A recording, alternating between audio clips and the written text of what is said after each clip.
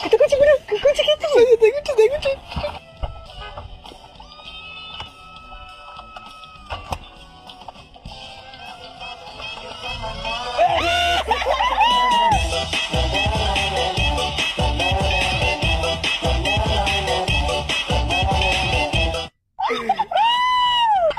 Ina.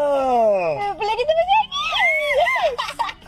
Bukan kita orang counting. Saya nak reaction dia, aku reaction Dia dia. tengok ni. Alah. Betul, Bang. Makan dah. Sumpah. Betul sampai ke sudah. Tunggu lagi. Saya juga kan dia sebab tak kunci pintu hari ni.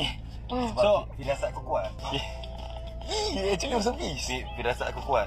Sebab aku rasa macam Syamir Edo tak Rina. Ya, biar aja. firasat aku kuat. Kontak aku di sini.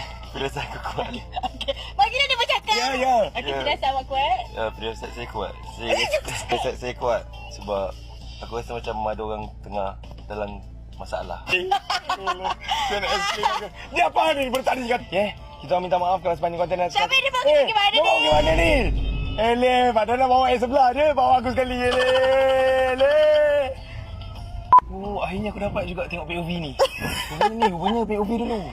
Kerana selalu letak phone kat sini. Just play. Dia hantar balik office boleh? Boleh. Wih. Tu kalau tu U-turn. Saya cuba sambungkan lah. Okey. Kalau ni U-turn. Kalau awak, you are mine. Kau jadi bahagian yang aku tak sangka.